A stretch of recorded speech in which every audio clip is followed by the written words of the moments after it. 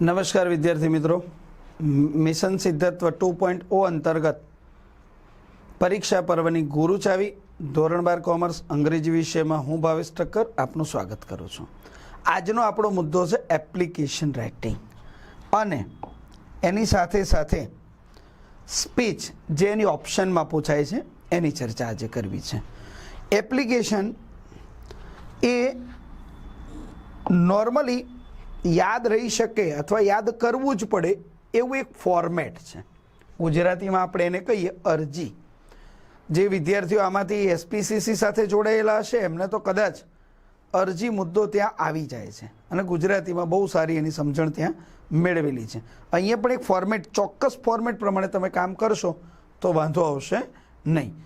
It is one kind of letter. આ એક પ્રકારનો પત્ર છે. આનું મૂળ આખું નામ એવું થાય કે લેટર ઓફ એપ્લિકેશન, એટલે અરજીનો પત્ર. તો how to apply four any post, કેવી રીતે કોઈ પોસ્ટ માટે તમે અરજી કરશો. તો તમને પરીક્ષામાં પ્રશ્ન કેવો આપે, પહેલાં તો એ વિચાર આવે તો કોઈ વ્યક્તિનું નામ, એનું પ્રોપર સરનામું અને એને ક્યાં અરજી કરવાની છે, કઈ સંસ્થામાં, એની માહિતી આપણને પ્રશ્નમાં આપેલી હશે. એટલે ખાસ યાદ રાખવાનું છે, આપણે આપણી કોઈ ઇન્ફોર્મેશન એમાં લખવાની નથી. એટલે કે નામ, સરનામું, જન્મ તારીખ વગેરે. બરાબર, જ્યાં જરૂર છે ત્યાં આપણે કાલ્પનિક આંકડાઓ મૂકીશું. બાકી બધું જે આપેલું હશે, જે પ્રોવાઇડેડ છે એમાંથી તમારે લખવાનું છે. આ ટાઇટલ ધ્યાનથી સમજીશું. એપ્લિકેશન પછી આ જે મુદ્દો છે મિત્રો, એ રાઇટ હેન્ડ સાઈડ આવશે. જમણી બાજુ નામ, સરનામું અને તારીખ. પણ આને પ્રોપર સમજાવી શકાય એટલે અહીંયા હાલ મેં અહીંયા પીપીટીમાં લીધું છે. તમારે લગભગ આટલા હિસ્સાથી શરૂઆત થશે. આ એલાઇનમેન્ટ આમ રહેવું જોઈએ, આ ખાસ સૂચના છે. અહીંયા જે તે વ્યક્તિનું નામ છે, દાખલા તરીકે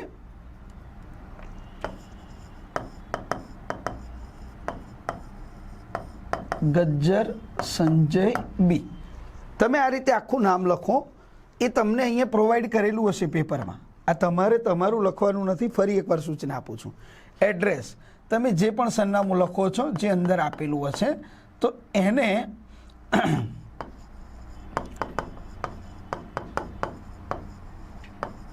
આ રીતે લખીએ છીએ આપણે.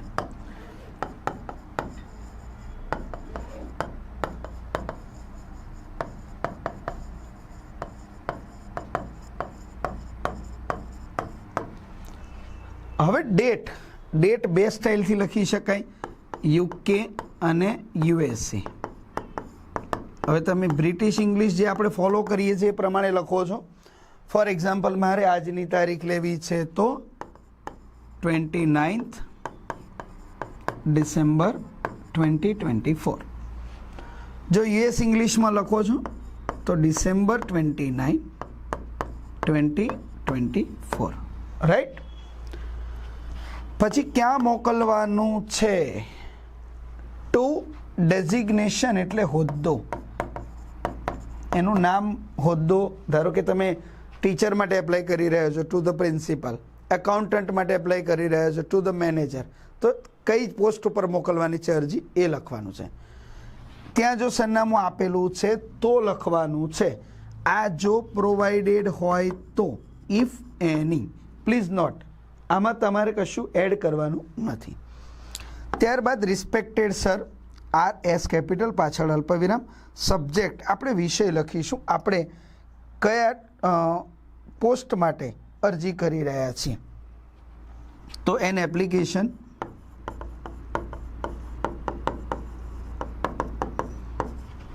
ફોર ધ પોસ્ટ ઓફ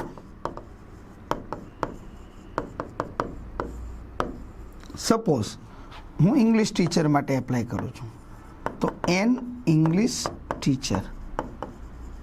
ધારો કે અહીંયા નથી મય રહેતું, 3 લાઈન થાય છે, થવા દો. કોલન માર્ક જે કર્યા છે એની આ બાજુ નથી જવાનું, ત્યાં જ કમ્પ્લીટ કરવાનું છે.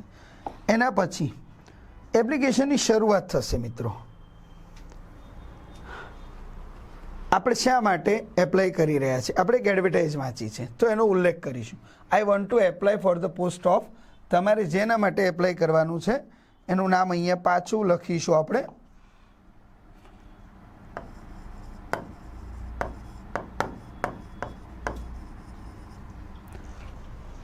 With reference to your advertisement in today's newspaper.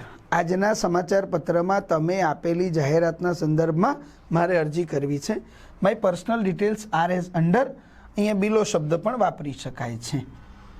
અને બાયોડેટા અથવા રેઝ્યુમે લખીશું અને એને સેન્ટર આપી અને પછી આગળ વધારીશું. મિત્રો, આ બાયોડેટા અથવા રેઝ્યુમે તમે લખવાની શરૂઆત કરો છો, એને સીવી પણ કહેવાય છે. આગળ જતા એ શબ્દ તમારે આવશે. ક્યુરિક્યુલમ વાઇટે એટલે તમારી વ્યક્તિગત નોંધ. હવે અહીંયા કયા મુદ્દાઓનો આપણે સમાવેશ કરી શકીએ? પ્રશ્ન આમ તો જોવા જાવ તો બહુ કઠણ છે. અહીંયા તો કેટલું લખીએ તો ઓછું પડે એવું થાય. ઘણું બધું લખી શકાય છે, પણ જે જરૂરી છે મુદ્દાઓની ચર્ચા આપણે કરીશું. એક તો નામ લખી શકાય છે, પછી એડ્રેસ જે આપેલું હશે, આ બંને છે ત્યાં, પછી એજ. હવે ધારો કે ઘણા વિદ્યાર્થીઓ એજના બદલે અહીંયા બર્થ ડેટ લખે છે, તો એ પણ વેલિડ છે. એજ તમારી અત્યારની લખવાની નથી, બર્થ ડેટ પણ તમારી નથી લખવાની. ખાસ યાદ રાખીશું મિત્રો. 2024માં તમે એપ્લાય કરી રહ્યા છો, 2025માં એપ્લાય કરી રહ્યા છો, તો તમારી એજ જે તે વખતે 27-28 વર્ષ હોય એ પ્રમાણે તમારો જન્મ બતાવવાનો છે. ધારો કે 1 એપ્રિલ 1998નો ઉપયોગ તમે કરી શકો છો. એના પછી જેન્ડર, જાતિ, મેલ અથવા ફિમેલ, હાઇટ, વેઇટ, આ બધામાં આશરે આંકડા લખવાના છે. પણ વધારે પડતું કે સાવ ઓછું લખાય નહીં. એનું વેઇટ 65 કિલો લખીશું અને હાઇટ 5 ફૂટ 6 ઇંચ. એવરેજ લખવાનું છે. બધું આ કાલ્પનિક છે. હા, એ લખવું જરૂરી છે, પણ આમાં વધારે ઓછું હશે એના લીધે માર્ક્સને ફેર પડવાનો નથી. હોબીઝ મોટે ભાગે ઘણી બધી લખી શકાય, પણ છતાંય જો યાદ રાખવી હોય તો મ્યુઝિક, રીડિંગ અથવા સ્પોર્ટ્સ આવું લખી શકાય. એના પછી લેંગ્વેજીસ નોન. આમાં આપણે નોર્મલી 2 ભાગ પાડી શકીએ, મધર ટંગ અને અધર, એટલે Gujarati, Hindi, English, Marathi, whatever.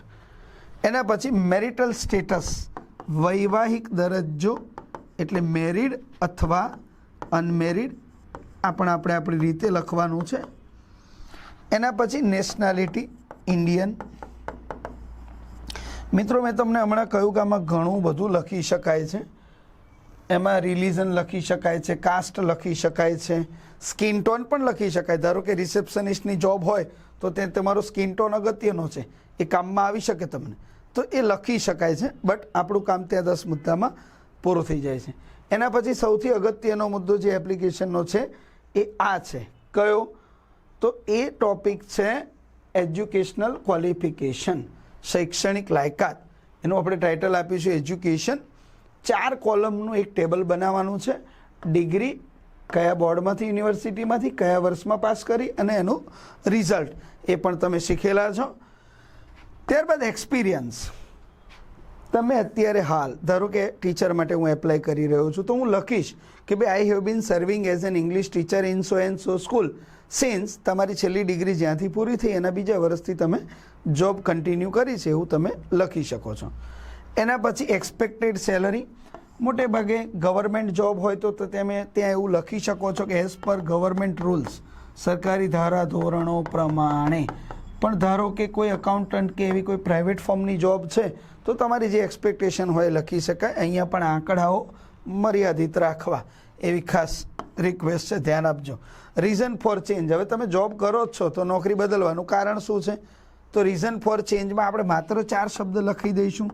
Only for better future. કોઈ પણ વ્યક્તિ પોતાની જોબ બદલે એના કારણોમાં મોટે ભાગે આર્થિક મુદ્દો હોય છે, પણ છતાં ઘણીવાર એરિયા ટ્રાન્સફરને એવા બધા ઘણા ઇસ્યુ હોય છે, પણ એ પ્રેક્ટિકલનો મુદ્દો છે. અહીંયા તમારે થિયોરિટિકલ આસ્પેક્ટમાં ખાલી એટલું લખવાનું છે, only for better future. Reference, 2 ઓળખાણ આપવાની છે. આ પણ 2 કાલ્પનિક નામ આપણે લખવાના છે, જે તમારી નજીકના 2 નામ તમે તમારા પપ્પાનું પણ લખી શકો, તમારા સિવાયનું કોઈ પણ 2 નામ લખી શકાય છે. હાલ હું અહીંયા એવું લખું છું ભાઈ મિસ્ટર C.T. રાજપૂત, બરાબર, તો અકાઉન્ટન્ટ ABC પ્રાઇવેટ લિમિટેડ, આ ડેટા ટોટલી ઇમેજિનેટિવ છે, એટલે કાલ્પનિક છે, આમાંથી કોઈ ઇસ્યુ નથી. બરાબર છે.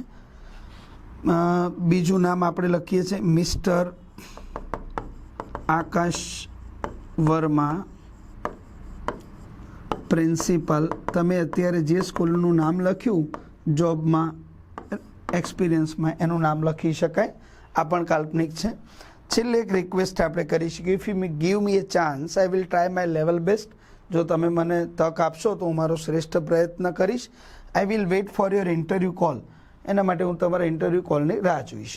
આઈ will present all the original certificates at the time of interview. ઇન્ટરવ્યૂના સમયે હું મારા ઓરિજિનલ સર્ટિફિકેટ રજૂ કરીશ. જ્યારે પણ તમે એપ્લાય કરો છો ને ત્યારે તમારે એની ઝેરોક્સ તમારે એની સાથે મોકલવાની છે, જેને આપણે ટ્રુ કોપીઝ કહીએ છીએ. અહીંયા એપ્લિકેશનમાં યોર્સ ફેથફુલી સાથે તમારું નામ, જેણે એપ્લાય કર્યું છે એનું, તમારું નહીં, ખાસ યાદ રાખજો.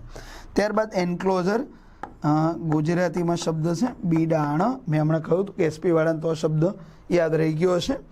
True copies of the following, એમાં તમે અહીંયા જેટલી પણ ડિગ્રી બતાવી છે, ધારો કે ઇંગ્લિશ ટીચર, તો HSC, BA, MA, BEd, તો આ જે ડિગ્રી સર્ટિફિકેટ તમે લીધા છે ને એની કોપી મૂકવાની છે. એમાં માર્કશીટ અને સર્ટિફિકેટ આ બંને સાથે સાથે એક્સપિરિયન્સ સર્ટી, તમે અત્યારે જ્યાંથી જોબ કરો છો પ્રાઇવેટમાં ખાસ આની જરૂર પડે છે, તો એને આપણે દર્શાવીશું. પછી for the verification of your birth date, living certificate, એની પણ એક કોપી તમારે મૂકવાની છે. આટલી ડિટેલ્સ તમે આપશો એટલે તમારું આ સેક્શન પૂરું થશે. મિત્રો, એપ્લિકેશન આ રીતે લખી શકાય, તમે શીખેલા છો. આજ ખાલી એક રિવિઝન હતું. હવે એપ્લિકેશન કયા વિષય ઉપર પૂછાય? સાહેબ, કોઈ ટોપિક એવો છે જ નહીં જેમાં ફિક્સ તમે કહી શકો કે આટલું જ પૂછાય. બરાબર છે. હા, યાદ રાખવા માટે કોઈ ટીચરની એપ્લિકેશન તૈયાર કરી શકાય, અકાઉન્ટન્ટની કરી શકાય, લાઇબ્રેરિયનની કરી શકાય, પછી માર્કેટિંગ મેનેજરની કરી શકાય, ક્લર્કની પણ કરી શકાય. તો કોઈ પણ વિષય ઉપર પૂછાય. એપ્લિકેશનમાં માત્ર તમારે એજ્યુકેશનલ ક્વોલિફિકેશનને જ વધારે પ્રાયોરિટી આપવાની છે, બાકી બધું ફોર્મેટ પ્રમાણે એઝ ઇટ ઇઝ લખવાનું હોય છે. હવે આની ઓપ્શનમાં પૂછાતો પ્રશ્ન એટલે સ્પીચ. સ્પીચ શીખવી પડશે એસેની જેમ જ. દરેક વિષય ઉપર સઘન અભ્યાસ કરી, એના મુદ્દાઓને યાદ કરી અને પછી આપણે સ્પીચ લખવાની છે. હવે જો ધારો કે તમારે એપ્લિકેશનમાં સારી પ્રેક્ટિસ આવી જાય છે તો તમે એપ્લિકેશન કરો, પણ સાથે સાથે સ્પીચ તૈયાર તો કરવાની જ છે. તો કઈ કઈ સ્પીચ ઉપર વધારે ધ્યાન આપવું જોઈએ એની એક યાદી અહીંયા આપી છે, તમે આનો પણ સ્ક્રીનશોટ લઈ શકો છો. પહેલું છે you need to address the village people during your NSS camp on conservation save of water. મિત્રો, પાણી બચાવો. મેં તમને કહ્યું હતું કે આપણો જે છેલ્લો યુનિટ છે ગ્લોબલ વોર્મિંગ, એને ધ્યાનમાં લઈ અને ઘણા મુદ્દાઓ એવા છે. એક આ કન્ઝર્વેશન ઓફ વોટર એસેમાં આવી શકે, સ્પીચમાં આવી શકે, શોર્ટ નોટમાં પણ આવી શકે.